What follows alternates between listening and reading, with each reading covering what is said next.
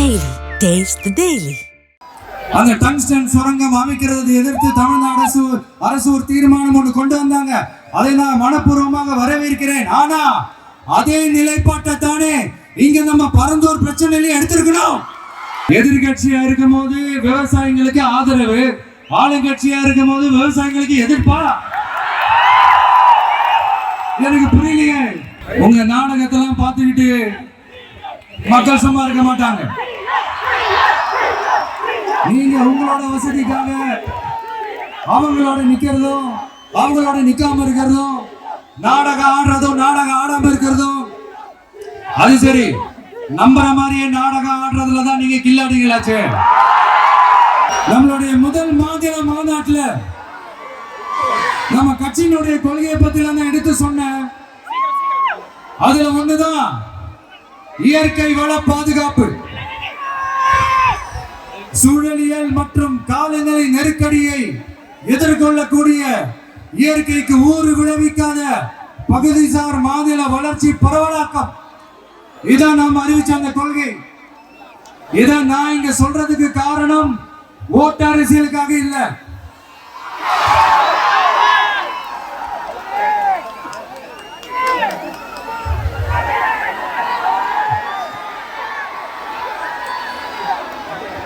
இன்னொரு தீர்மானம் அதே மாநில மாநாட்டில் நான் சொன்னேன்.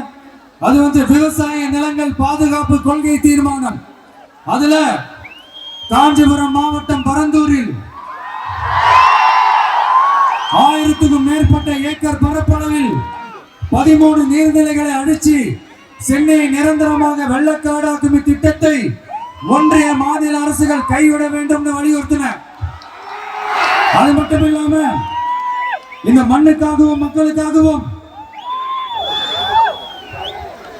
நம்ம விவசாயிகள் பாதிக்கிற இந்த திட்டத்துக்கு எதிராக சட்ட போராட்டம் நடத்தவும் தயங்க மாட்டோம்னு சொல்லியிருந்தோம். அதை இங்க உங்க முன்னாடி ரொம்ப ஸ்ட்ராங்கா வலியுறுத்துறேன். இந்த பிரச்சனையில நான் உங்களோட உறுதி அளிப்பேன். இன்னொரு முக்கியமான விஷயம், நம்மள ஆண்டுகிட்டு இருக்கிற ஒன்றிய அரசுக்கும் மாநில அரசுக்கும் நான் சொல்லணும்னு நினைக்கிறேன். நான் இங்க வளர்ச்சிக்கு எதிரானவெல்லாம் கிடையாது.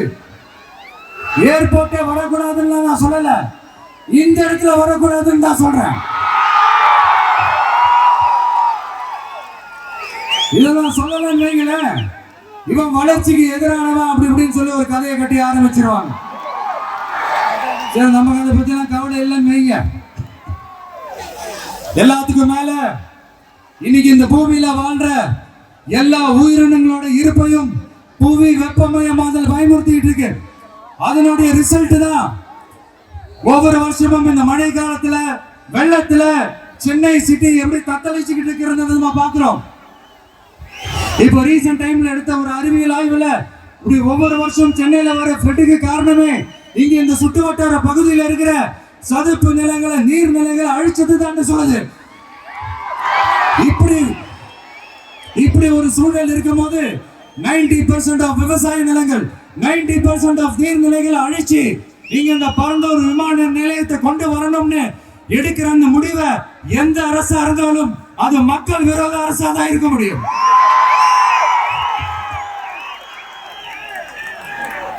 இப்ப சமீபத்துல நம்ம அரிட்டாப்பட்டி பகுதியில அந்த டங்ஸ்டன் சுரங்கம் அமைக்கிறது எதிர்த்து தமிழ்நாடு அரசு ஒரு தீர்மானம் ஒன்று கொண்டு வந்தாங்க. அதை நான் மனப்பூர்வமாக வரவேற்கிறேன். ஆனா அதே நிலைப்பாட்டை தானே இங்க நம்ம பரந்தூர் பிரச்சனையில எடுத்திருக்கணும்.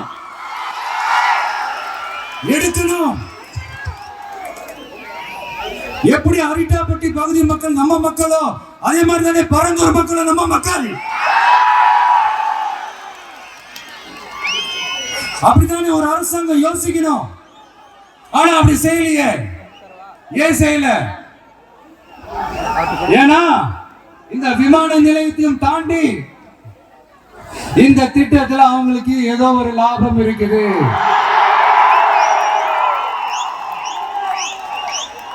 அதை நம்ம மக்கள் தெளிவா புரிஞ்சு வச்சிருக்கிறாங்க.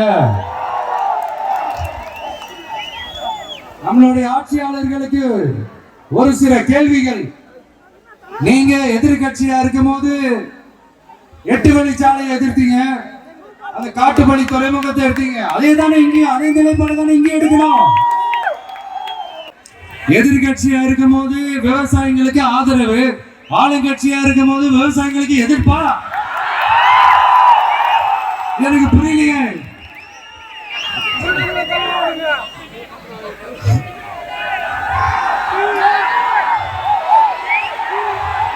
அதனால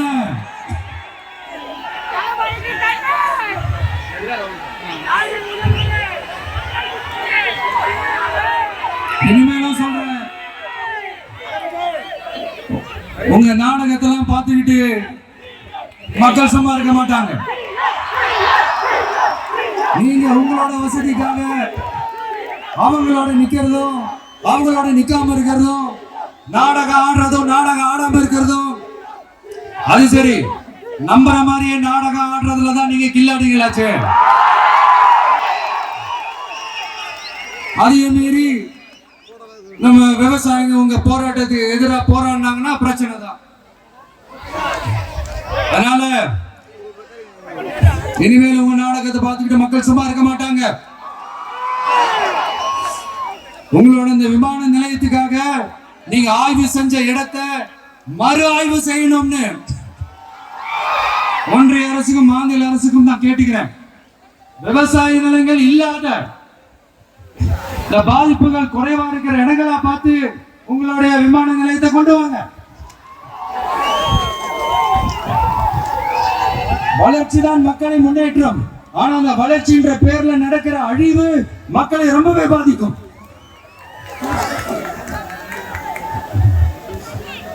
நீங்க எல்லாரும் உங்களுடைய ஊர் கிராம தேவதைகளான கொல்லமட்டால் அம்மன் ஆலயம், எல்லையம்மன் மேலையும் ரொம்பவே நம்பிக்கை வச்சிருக்கீங்கன்றது எனக்கு தெரிஞ்சது. அந்த நம்பிக்கையை இழந்துடாதீங்க.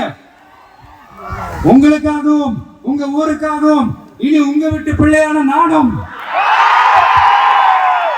தமிழக வெற்றி கழகத்தோட தோழர்களும்